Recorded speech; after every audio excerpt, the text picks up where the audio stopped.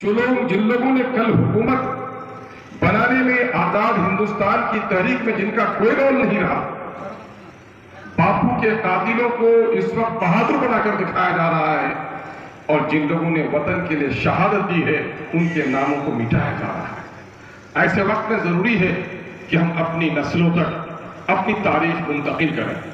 ये वतन भारत, जिसे आप और हम हिंदुस्तान भी कहते हैं, गर्चे कुछ लोग अब इसको हिंदू स्थान कहलाना चाहते हैं, जिस पर अहले फिक्र की एक लड़ाई भी चल रही है। इस वतन में उम्मत मुस्लिमा के ताल्लुक से अगर आप तारीख को तकसीम करेंगे तो मैं 4 अदवार में इसको तकसीम करता हूं। एक दौर ये है, ये सरजमीन खुशनसीबों की सरजमीन रही है। इस्लाम की दावत प्यारे आका सल्लल्लाहु अलैहि वसल्लम की हयात तैयबा में ही इस सरजमीन पे आ गई। साहबा की आमद केरल में हुई। यह जमाना 7वीं सदी ईस्वी से लेकर तकरीबन 10वीं सदी ईस्वी तक, इन 3-4 साल की तारीख पर अगर आप नजर रखेंगे तो यह भारत कैसा था। टूटा हुआ भारत, बिखरा हुआ भारत, राजे रजवाड़ों का भारत और इंसानों के दरमियान में इंसानों से बड़ी दूरी का भारत। क्या था यहां पर? मामला यह था कि यहां पर कुत्ते को इज्जत थी।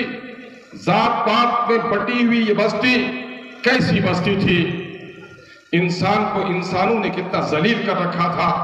आलाजात के लोगों ने हमारे दलित भाइयों को, जो किसी वजह से काले हो गए थे, किसी वजह से पसमानदा हो गए थे, किसी वजह से भूख ने उनके चेहरे की रंगत बदल दी थी, ऐसे लोगों को बड़ी ही समझा, नीच समझा और नतीजा ये हुआ कि उसने कानून बनाए, मजहब का सहारा लिया, धार्मिक ग्रंथों के हवाले से उन दलितों के शोषण करने के लिए कहा कि तुम तो शूद्र हो, तुम ऊंचे स्थान पर नहीं बैठ सकते, ईश्वर ने तुमको हमारी सेवा के लिए पैदा किया है।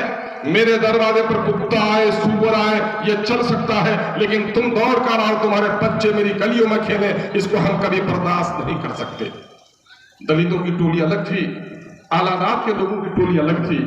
और फिर क्या किया गया था कि दलित, तुम जब घर से निकलोगे तो गले में घंटी बांध लेना ताकि हमारी नजरें तुम पर न पड़े, वरना हमारे इरादे मनहूस हो जाएंगे। कभी मेरे घर पे सफाई के लिए आना, मेरी खिदमत के लिए आना तो कमर में झाड़ू और हांडी लटका के आना। चूंकि मेरे दरवाजे पर कुत्तों और सुअरों के पांव के निशान तो बाकी रह सकते हैं, लेकिन जब तू लौट के जाएगा तो तुम्हारे कदमों के निशान तुमको झाड़ू से मिटाने होंगे। तुम्हारे कदमों के निशान को हम बर्दाश्त नहीं कर सकते। हांडी इसलिए आना लेकर आना कि कुत्ते को उल्टी करने, सुअर को मैला करने की इजाजत तो मेरे दरवाजे पर हो सकती है, लेकिन तुमको थूकने की भी इजाजत नहीं होगी। अगर तुझे थूकने की जरूरत पड़ी तो अपनी हांडी में थूकेगा, मेरे दरवाजे पर तुम्हें थूकने की भी इजाजत नहीं होगी। ये वो सरजमीन थी। साहबा आए तो जार आए, इंसानों की इतनी दूरी देखी। दलितों को पास बुलाया। उस जमाना पासपोर्ट और वीजा का नहीं था। साहिल चंदार और मालाबार और केरल की वादियों में, गुजरात की बस्तियों में जब लोग आए, दलितों की दुर्गत देखी, उन दलितों को करीब बुलाया, उन काले कलटों को करीब बुलाया। गोरे चट्टे लोगों ने जब उनके सर पर हाथ रखा तो उनकी आंखें फट गई। मेरे गांव का गोरा तो मुझे मनुष्य समझता है, ये कौन है जो मुझे करीब बुलाता है? इंसान है या भगवान है? उसने कहा नहीं नहीं, तुम भी मेरे ही तरह इंसान हो। तुम्हारे गांव के बड़े जात के आदमी ने भी माँ के पेट से जन्म लिया है, तूने भी माँ के पेट से जन्म लिया। ऊपरी जानवर का नहीं, माँ का दूध उसने भी पिया है, माँ का दूध तुमने भी पिया है। तुम तो मेरे भाई हो। हम सिर्फ तिजारत करने नहीं आए, बल्कि इस मुल्क को एक संदेश देने के लिए आए हैं। इस संसार के लिए सूरज ही एक नहीं है, बल्कि इस संसार का ईश्वर भी एक है। और सिर्फ ईश्वर ही का नहीं है, बल्कि माँ बाप भी एक ही है। हम सभी उसी माँ बाप के संतान है। इंसान बड़ा और छोटा अपने कर्म से होता है, जात से नहीं होता। ये पैगाम हमने तकरीबन इंसानियत का पैगाम SC/ST के मेरे भाइयों सुन लो।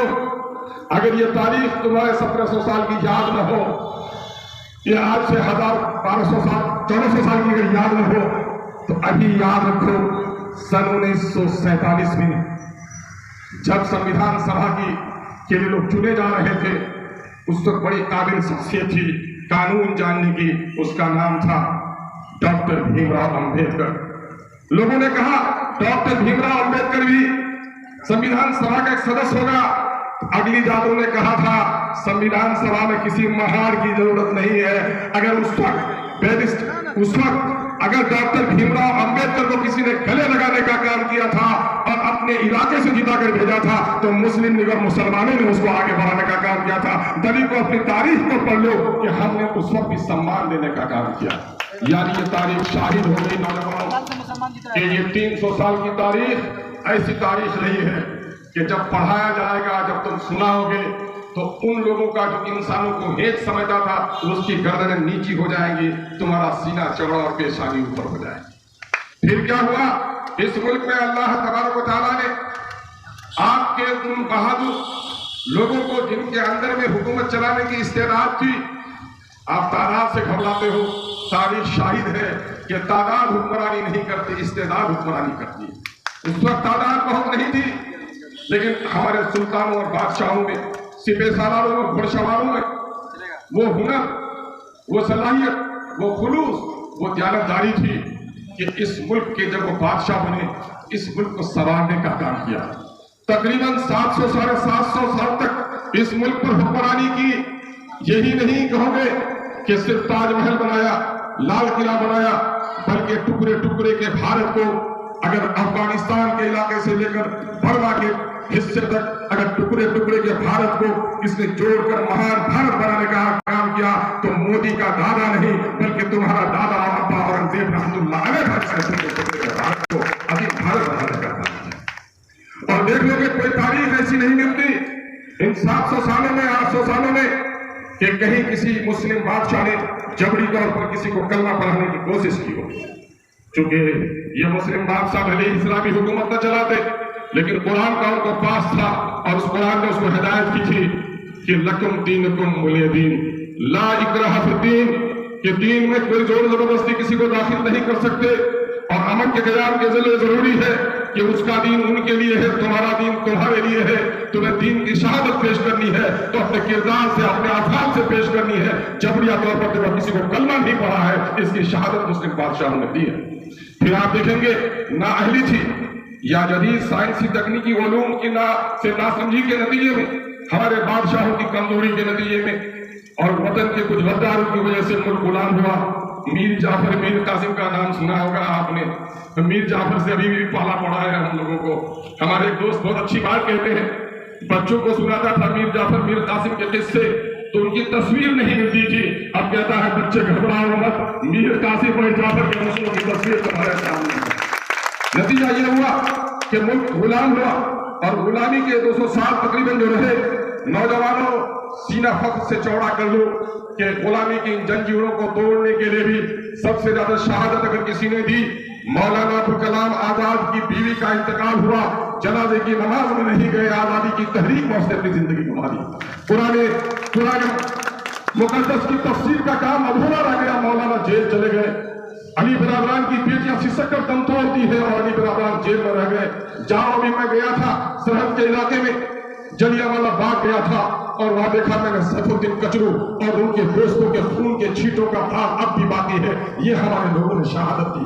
दिल्ली जाते हो, लाल किला को देखने तुम जाते हो, यकीनन है कि तुम्हारा दिल उसको देखकर ठंडा होता होगा, लेकिन मैं तुम्हें दावत देता हूँ पार्लियामेंट के आगे जाकर ठहर जाना और वहां पत्थर में जो लिखा हुआ है इंडिया गेट पर, उसमें तुम्हारे बाप दादा के नाम ज्यादा लिखे हुए हैं जिन लोगों ने अपनी गर्दनें कटाकर इस मुल्क को आजाद करने का काम। मुल्क आजाद हुआ और आजादी में भी हमने किसी से कम हिस्सा नहीं लिया।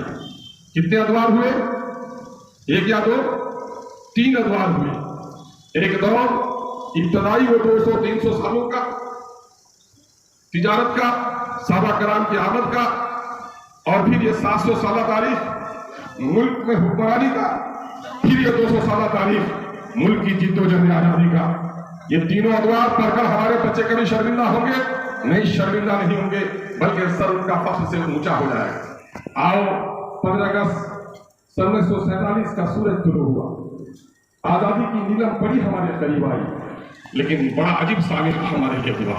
मैं अक्सर इस बात को कहना लाजमी समझता हूँ शायद कि मुल्क के कुछ दीवाने और पागलों ने, पाकिस्तान और हिंदुस्तान के दोनों ने मिलकर इन बेईमानों ने मुल्क को बंटवा दिया।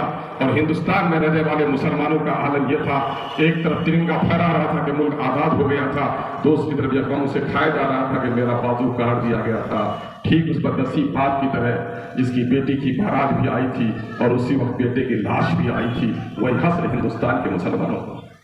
बांग्लादेश और पाकिस्तान बटा, वो दीवाने पागल थे जो चले गए। मुझे फख्र है उस मिट्टी का होने का। मैं सीमांचल के रहने वाला हूं। मेरे घर से 20 किलोमीटर की दूरी पर बांग्लादेश का बॉर्डर मिलता है। उस वक्त तजवीज रखी गई थी कि इस इलाके को भी बांग्लादेश यानी पाकिस्तान का हिस्सा बनाया जाए। मुबारक हो हमारे वो बाप दादा